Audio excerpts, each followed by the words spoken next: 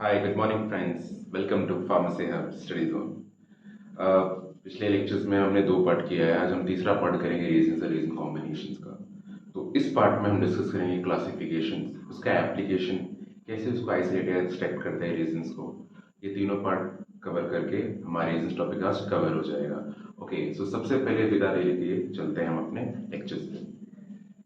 Topic था reason या reason combination और सबसे पहला जो तीसरा पार्ट में है वो है classification of resin. Okay, classification of resin, जैसे कि कैसे क्लासिफाई करते हैं। क्लासिफिकेशन तो बहुत सारे ऐसे हो सकते हैं, बट यहाँ पे क्लासिफिकेशन हो रहा on the basis of chemical.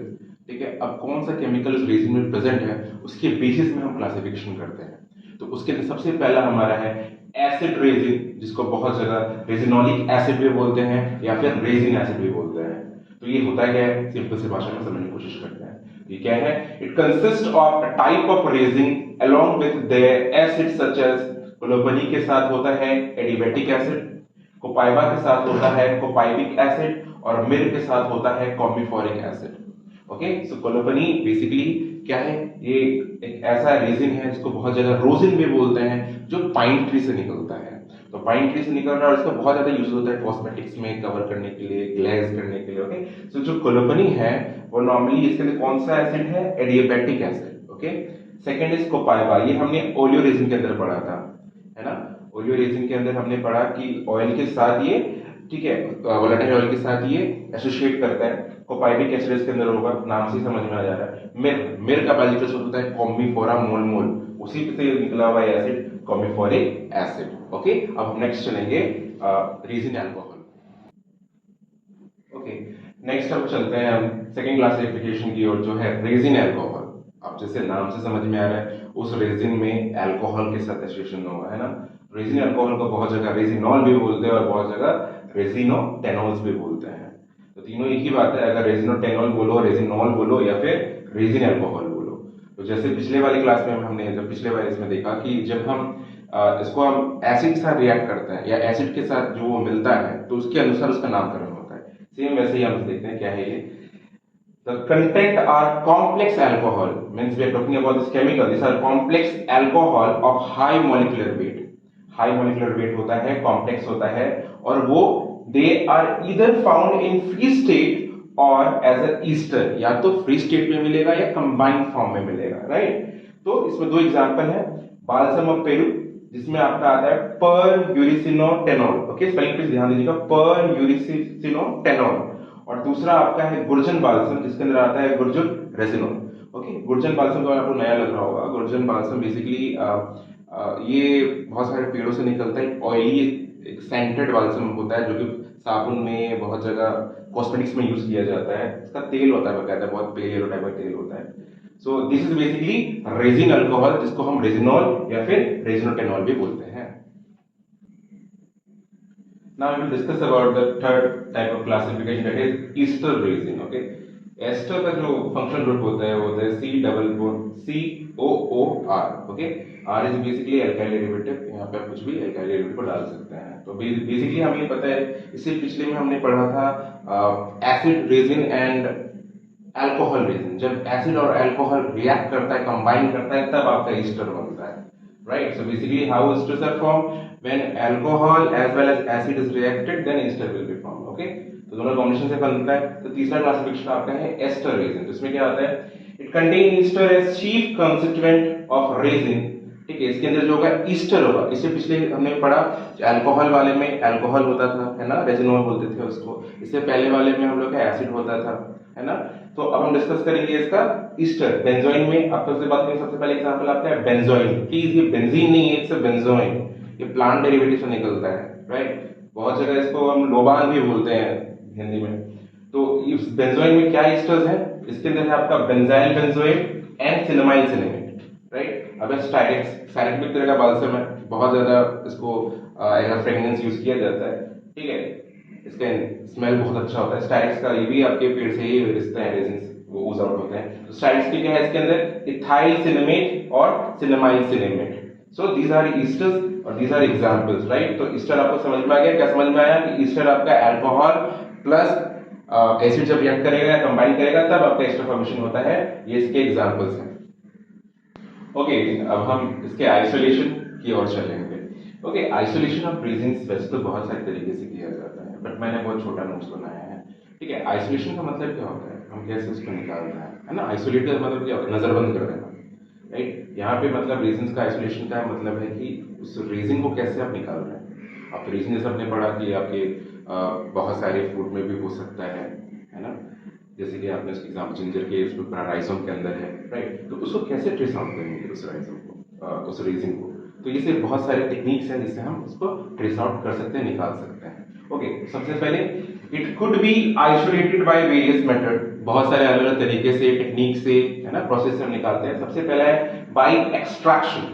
Okay, extraction एक ऐसा टेक्निक होता है जिससे हम निकालते हैं, आपने पढ़ा होगा बहुत सारे एक्सट्रैक्ट के बारे में, राइट। एक्सट्रैक्शन का मतलब होता है to bring out something, to remove something. Okay, और प्रोसेस होता है उसके पीछे। तो हम क्या करते हैं, इसके अंदर बहुत सारे सॉल्वेंट का यूज किया जाता है, राइट। आप लोग जब फार्मेकोग्नोसी का लैब में आप जाओगे, वैसे कि तो बी फार्मा आपको करना पड़ेगा, बहुत सारा प्रैक्टिकल जहाँ पे आप एक्सट्रैक्शन ऑफ वोलेटाइल ऑयल सीखोगे और सारी चीज सीखोगे, तो आप देखोगे कैसे उस पर अपेरेटस यूज किया जाता है ना, और कैसे हम करते हैं। तो एक्सट्रैक्शन यहाँ पे बस नॉर्मली आपको ये समझना है कि हम एक्सट्रैक्ट कर रहे हैं with alcohol and precipitation with water.